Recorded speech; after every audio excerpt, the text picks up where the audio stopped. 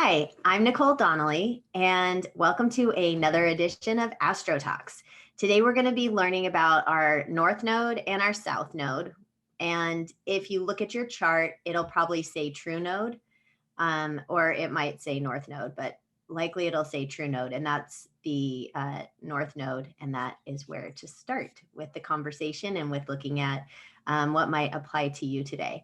We have Lucia Robello, our astrologer, and Andrea Rickett from Astrojoy. And she's got her All We Need Is Love shirt on today, which is very nice. I have to pull it up a little bit so you can see it there. Okay, so Lucia, you have our information. Andrea and I are both have our North Nodes in, what do we have it in? Libra. Libra. So what does that mean for us? So let me start with defining the North Node. So Okay. what is the node, right? So what are these nodes? So we're talking about the nodes of the moon, and there are two, the North Node and the South Node, and they are 180 degrees of each other, always opposite of each other. So even if you don't see it in your chart, it's just going to be directly opposite of it, the South Node. And these are not planets. So it's very important to distinguish that these are not planets. These are mathematical points. So, we have the orbit of the moon, and it's when the orbit of the moon crosses with the Earth path around the sun. So these are, the ecliptic, and we have the orbit, and these 2 points where the moon and the Earth, the moon going around the Earth and the Earth going around the sun. So that's where they meet. And they change about every 2 years. So about every 2 years, and they move clockwise as opposed to counterclockwise, like the rest of the planets move counterclockwise. But the nodes move clockwise. And so we have it right now. They're in Gemini, the North Node, it's in Gemini, and the South Node is in Sagittarius. But when we were born, it's completely different. So what is it? What does it mean when you have your North Node in Libra? That means that by default, your South Node is going to be in Aries. So, when you have your North Node in Libra, so, these are attributes that needs to be developed. The North Node is your miracle zone. It's outside of your comfort zone. The South Node is what we have inherited from a past life. So that something that comes from our past, and it comes to default. We already come default. So your sun sign is your personality, what you know of yourself. But the South Node is it's like your comfort zone, where you default when you don't want to engage with your sun sign. So you just default to that. Could be like defaulting to bad habits per se, because it's so common to you, and even though you shouldn't be doing it, you still do it, and sometimes it's subconscious, that you're doing it. So the South Node is our comfort zone, and the North Node is our miracle zone. So I have a question then. If our South Node is in Aries, what's the comfort zone or the bad habit that might come along with Aries? So that would mean just asserting yourself and not listening to others. So, and whereas your North Node is calling you to be more diplomatic and using tact, and listening to others.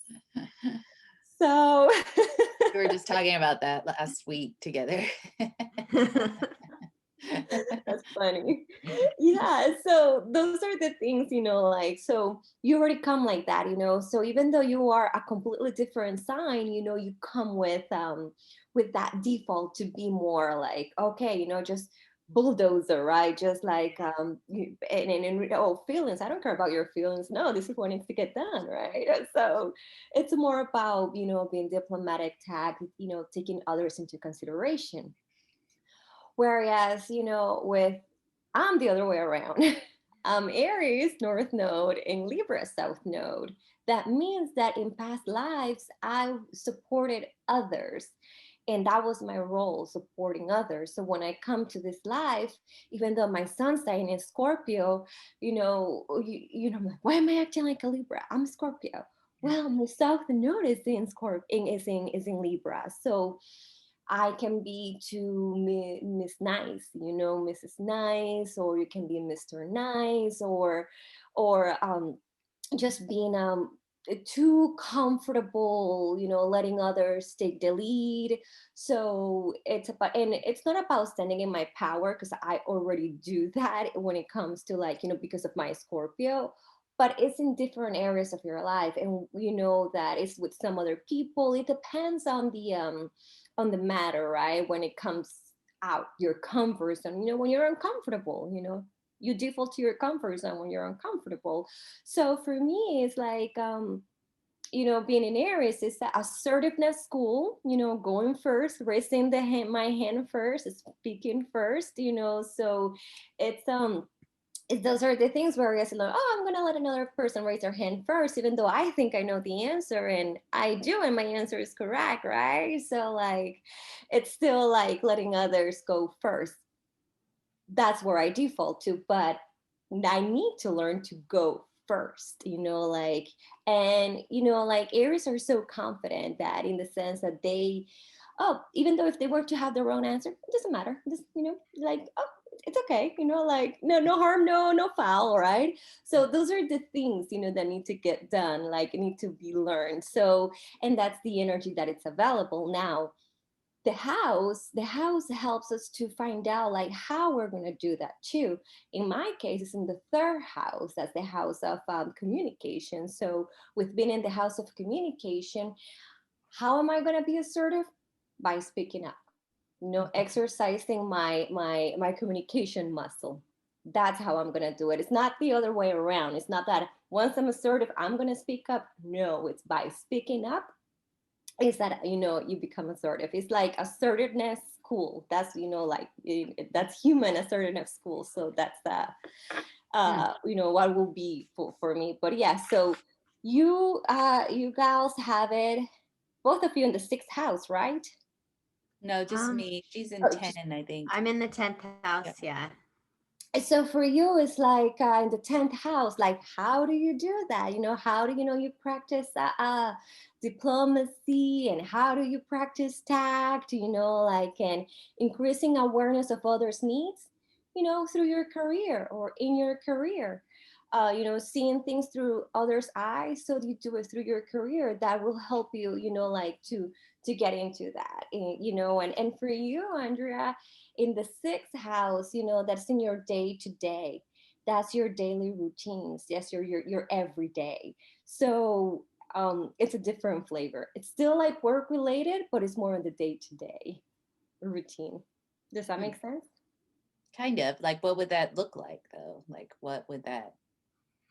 how would I be more tactful? Like, being less rigid on schedules or something? Or, like, what would that look like? Well, yeah, because we want to let go of resistance, to compromise, we want to let go to, like, expecting others to be like oneself. So in your day to day, how do you do that necessarily, because you don't work with others, like, as much as you do, but you're not in an office, what I mean? Right.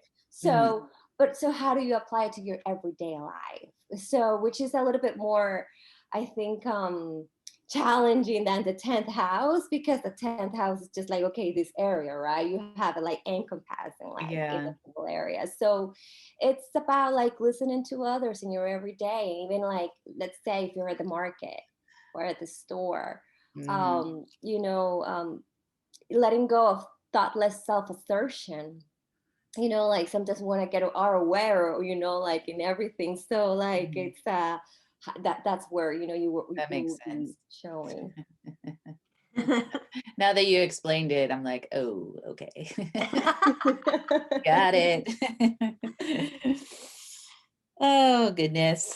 I know. I feel like at work, like the happy camper stuff, the emotional intelligence model, and all of that is exactly where, like, that's so in alignment with with Libra in the 10th house of, like what I'm going to, or like where I'm going to. And it's all about emotional intelligence education, you know, and having compassion for others. And there's a little system for that. So it works. But that's so interesting, right? Because I did something similar with the Entrepreneur Oracle and working with emotions, but it's more on the day-to-day stuff. How interesting is that? Like we both have these projects doing the same thing, but they're almost like in those houses of area. Like you created a work corporate system, right? That works in. And then I created one that you can use every day at home. Like, interesting. Go us. Yes. And the difference with the no node, the north nodes, I'm sorry, is that you have to step into that energy, right? Whereas with, let's say, with Saturn, you know, your life lesson, it comes and get you. You know, every 7 years it comes and get you. You don't have to do anything. You know, Saturn will show up. But with the nodes, you have to step into that energy. You know, but the energy is available there for a more fulfilling life in this lifetime. So the north node is like where you find your magic, and the south node is sort of like the baggage that comes with you that you sort of, you know, not like in a way of like you can't do anything about it, but kind of like those habits that they're with you already. Baggage, you know? So okay. That's exactly what it is. and knowing what this is really helpful, because then instead of like holding my baggage in front of me and bumping into people, I can set it down. You know, like, and like, oh, and this is my baggage. It's over here, and I'm gonna go this way, and I'm gonna go like towards you know, the emotional intelligence side of things, and I know like this stuff is there, but I don't have to hold it out in front of me when I know what it is. Yeah. And, you know, it's just so important to know, because these are the qualities that you have, right? These are qualities that will, you know, to develop, you know, and whereas the South node is your challenges. So like immediately like, oh, well, let's look at your nodes, right? I'm like, okay, you struggle with this area of life. These are your challenges, this is like, you know, the road to enlightenment, you know, this is where, you know, you can succeed. And so let's talk about, you know, like Taurus, right? North node in Taurus. For instance, like with someone that has North node in Taurus, then it's about learning gratitude, learning Mother Nature, learning communicating with Mother Nature, learning to um, loyalty, awareness of boundaries. Because remember, if the North node is in Taurus, the South node is in Scorpio. So we want to step into the attributes of the Taurus energy at its highest level, and we want to let go of the Scorpio energy at its lowest level. What's the Scorpio energy at its lowest level? Attraction to crisis situation. Oh, interesting. Yes, that's very scorpionic, you know, attraction to crisis situation, because they are good in crisis mode, that when they're not in crisis mode, they don't know what to do, that they can get bored.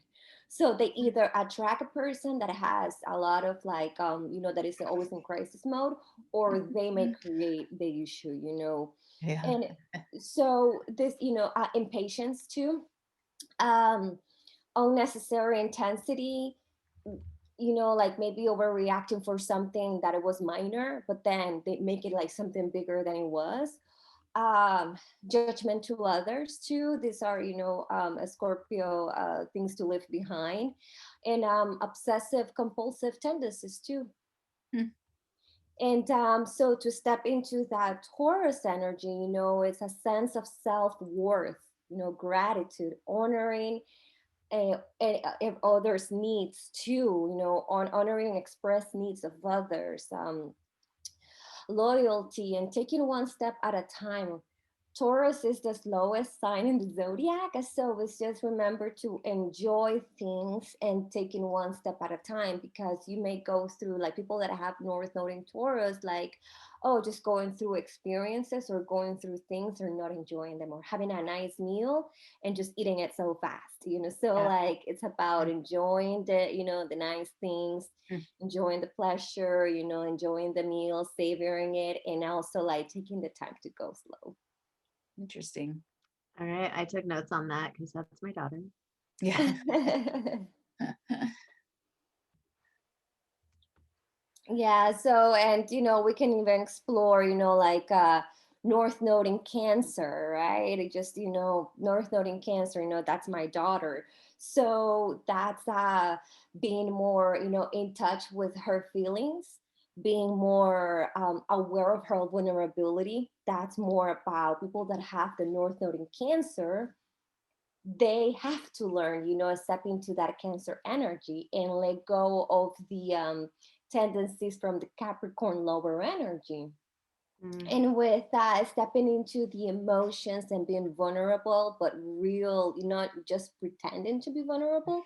But people that have North Node in Cancer is learning emotions and building your own foundation and safety, Mm. learning empathy, nurturing and supporting others, and staying centered in your feelings. And what are you letting go? Well, gotta let go of needing to control everything and everyone, needing to like things to that only if things are hard, then that means that's important. This is Mm. big with Capricorns, that if it was easy, then oh, maybe it wasn't like a big deal or worth it. Like you have to climb the mountain and sweat your ass off and like that was worth it. Like no, allowing things to be easy, it's something that, because then oh, that was easy. Like no, like it's okay, it can be easy. Yeah, totally. Yes. Oh, goodness. Yes, it's pretty interesting working with the notes, because you can see another side to like, okay, we are our sun sign, we have our moon sign, and we have our rising signs, and but this is something that will give us a little extra, like learning from other signs.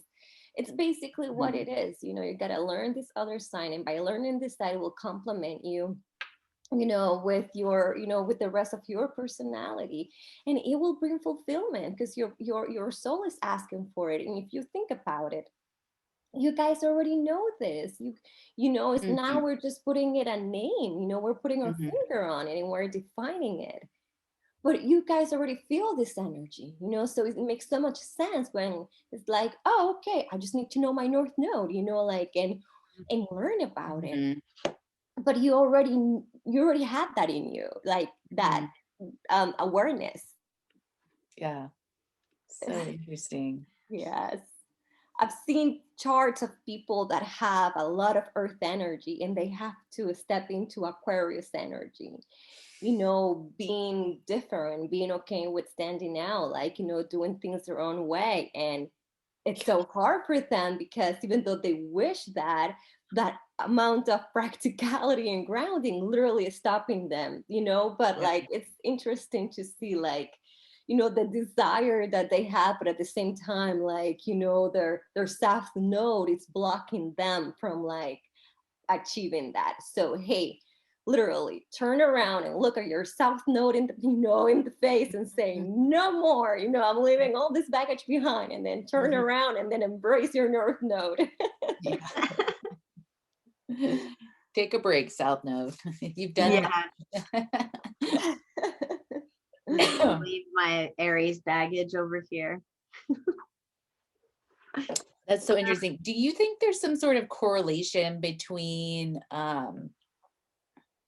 since your North Node is like where you find your magic, do you think there's any correlation between that and like the people you surround yourself with or don't 100%. surround yourself with? I guess it would go both ways, right? Like if you're not stepping into that, you're going to go towards people that are more similar to that south, and then Yes, 100%. My husband is Aries. My North Node is in Aries, and I dated so many Aries guys. Even though if we look at it, Aries and Scorpios, don't get along supposedly, right? And it's because, you know, the nodes are karma, and it's all about karma. So we have a karmic relationship. We don't have so much of a soulmate relationship. We have a karmic relationship because he's literally teaching me, like, like that Aries, because for him it's so natural. He's, showing me how to do that, and that subconsciously, so and and his Saturn is in Scorpio, and I'm Scorpio, so I'm teaching him, I'm helping him Mhm. with his Saturn. So these are more like karmic than soulmate Yeah. relationships that, Interesting. and yeah, and I definitely gravitate towards, like some of the fire signs, because it helps to bring that out, right? So, Yeah. and we do this subconsciously. We just immediately like resonate with other people. Mm-hmm. Mm. Yeah. So interesting. And I Yeah. feel like when you're in something like that, that's where you find the most growth. And those people are the ones that can make you the most mad, the most sad, the most happy, the most all of it, right? Yes. Those are the people. So, Yeah. And something interesting, both my parents have the North Node in Aries and their South Node in Libra. Oh, So wow. like, yeah, so like not only I was holding myself back, but my parents were holding themselves back and holding me back too, yeah. like, oh my God, like no wonder, Interesting. Wow. Yeah. yeah, like it's, yeah, that's a crazy, like check out your families, like you can just, Yeah. you don't need to have for the to find out the North Node of other relatives, you don't need to have their time of birth or place of birth, Oh, just the okay. birth date is enough. Ooh, I So Okay. have to you can just go look to that see their, to plug in their birth date, and then you'll find out which one. And then, yeah, that was a big eye opener with my parents. Like, no Yeah. wonder. I'm gonna look Now that I'm one gonna up have for to sure. look it up for my parents too. Yeah. Wow. So, So, and mhm. oh, I was just gonna ask you about I'm the North Node in Leo and in the 11th house. I was curious about that one. So the North Node in Leo, hey, good thing it's a North Node in Leo, because, and the South Node is in Aquarius, because when it's the opposite, I find that is one of the hardest placement. Oh. So let me talk about that for a moment, right? Because the South Node in Leo just craves attention and just craves drama, any kind of attention, like that's when the South Node, that's when it's on the lowest level, right? That's when it creates it's like bad publicity there's no such thing as bad publicity, right? So that's what they say. So for Leo, there's no such thing as bad, like attention, so as long as it's about them, it doesn't matter. And they create their own storm, and then they wonder why it rains. So that is one of the hardest placements, because it's just the addiction to drama, it just gets too much, and Mhm. it gets like, the brain keeps getting hit, right, with that addiction rush, with that dopamine rush of, adrenaline of addiction. But when the North Node is in Leo, then it's about healthy attention, healthy showing up. And I mentioned this because, Leo can get a bad rap sometimes, that it can be egotistical or all about themselves, like they say, tell me you're a Leo without telling me you're a Leo. I am the center of my story, and I am the center in your story, Mhm. like, Yeah. so, but when it's in the North Node, it's helping you, like to shine, to really like express yourself, that it's safe for me to shine. So you see the difference.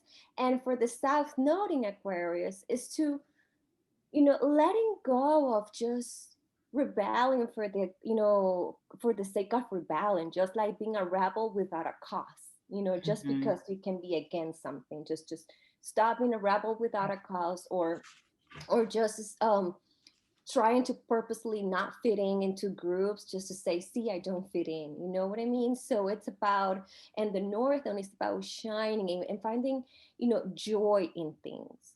finding joy in the things that you create and the things that you do. And in the 11th house, it's interesting. And I'm glad you mentioned the house, because if you notice, 11th house, that is the house associated with Aquarius, and his south node is in Aquarius.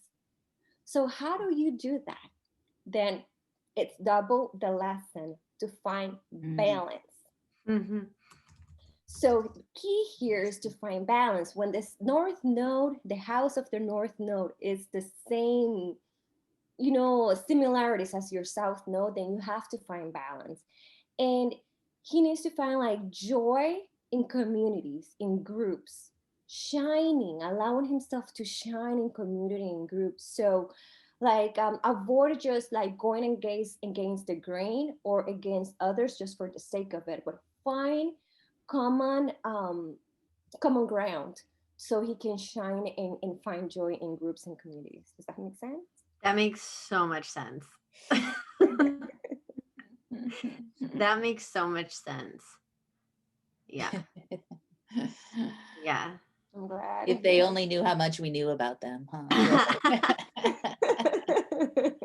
see you. I see you. Exactly. Wow. Yeah. Yes. So interesting. And with with Steve, in Sagittarius, then in the 6th house, then for that, but then when the north node is in Sagittarius and the south node, then that means it's in Gemini. So what's holding back is the chatter, mental chatter, unnecessary mental chatter. Because the south node in Gemini can get just lost now down a rabbit hole of information and chatter, and it doesn't matter what it says, that so we want to step into the north node in Sagittarius, that is about wisdom. How are you using that information? Are you putting it to good use? And allowing to foreign experiences, to allowing like to opening up to foreign experiences. You can even start with foreign foods, like because Sagittarius is the other cultures, so allowing himself to embrace other information besides what he already knows, and then step into a role of a teacher too, with that wisdom, stepping into the role of teacher, because Sagittarius is a natural born teacher, so learning and to step into that energy. Mm-hmm. Yeah. Does that help? Oh yeah, totally. Yeah. It's like, well, because we talked about last week, just based on him being an Aquarius, and some of the other aspects of his chart was all about this need to just be gathering information all the time, but not really doing anything with it. And then the head just getting all like stressed out and overwhelmed, but still adding more to it, and doing that. So it's like, that's okay if you're going to do something with it, but if you just do it for the sake of like getting more info or getting more whatever it is, and then just like making yourself feel all like and that's where that south comes in for sure. Yeah. Yes. He's definitely a teacher. I mean, That's good. I can see it. So yeah. That's good. Awesome. So good. I was reading something earlier today in my book, the only astrology book you'll ever need, which I recommend to anybody that's just learning about this, or like if you know a little bit. And this book has so many great definitions and stuff. Well, what it was saying, I liked, it talked about the nodes, the imagery of them being, the north node is the dragon's head and the south node is the dragon's tail. And it symbolizes a celestial dragon, head entering into those qualities head first, as your north node does, or trailing the tail of the negative qualities to dispense. Anyway, I thought that was another cool way of looking at it. And when you look at the symbols of the north, sort of faces this way, and then the south is like this, it sort of looks like a head and then a tail. So Oh, cool. yeah, just another way of looking at it. And the other part of this too, it didn't go into the signs as much, but it talks about what house it's in. So on one side, it says if your north is in this house, it tells you exactly which house the south is also in and gives a little explanation of each. So anyway, just more, there's so many resources out there to learn about this, which is great, but this can be overwhelming if you don't have someone like you to explain where you are, where I am in all of this. Like, this is everyone, but when you get help from someone like you, Lucia, with the birth chart reading or all of that, like, that's when you can, I would get the reading first, then get the book, because otherwise it could be a little overwhelming, right? So when you know who you are, you can look for you in the book instead of like looking at the book and being like, oh, like that's a lot of info. So Yes, because I mean, think about it. Let's say that you have your north node and in one sign, and then the south node in another sign, and then your Saturn, is in the south, the sign of your south node, or is in that same house, like there's so many things to put together. So you're reading one thing that you should not be doing, and then you're reading another thing, and then you're gonna say, but that contradicts what it said about my Saturn. Yeah. So and that's why it's important having the reading, because putting it all together, and then I think it's amazing to take the time to dissect everything with the book, because yeah. there's so much information, so you gotta be dissecting every part, but at the same time we cannot see the chart in segments, because the chart has a story, and we gotta connect it and weave it all together and blend it all in. That is the aspects. So because we gotta see what aspects the north node is making to other planets, that's important. That's an important conversation. Is it going to be easier? Is it going to be harder to step into that energy? What planets are supporting it? How can you use the other planets to get into that?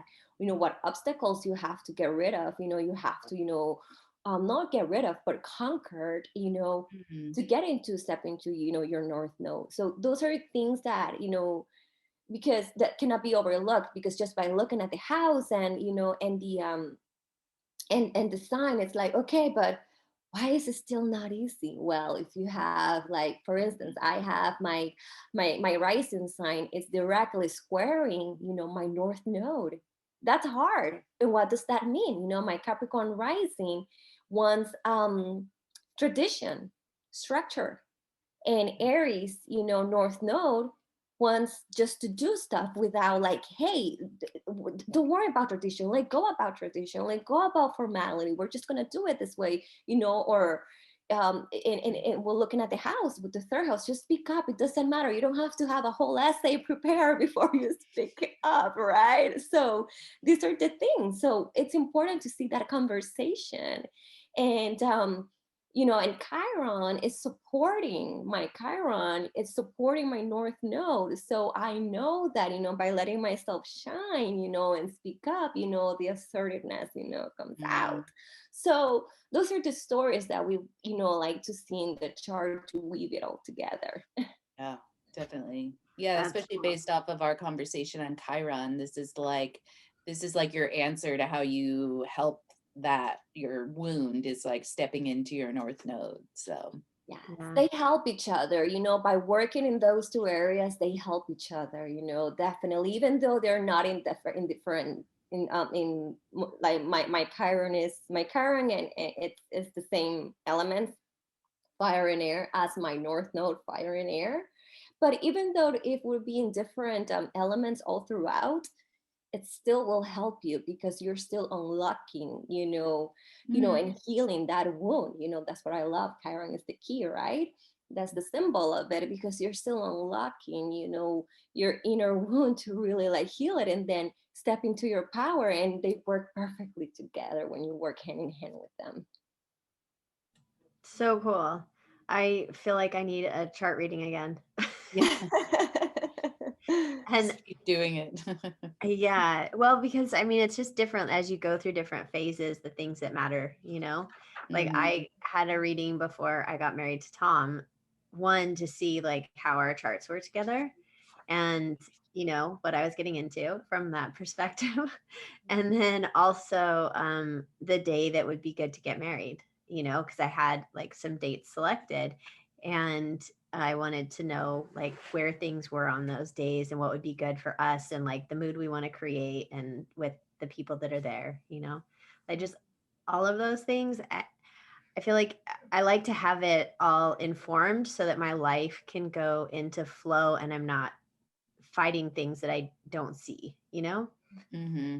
Yeah, definitely. Yeah.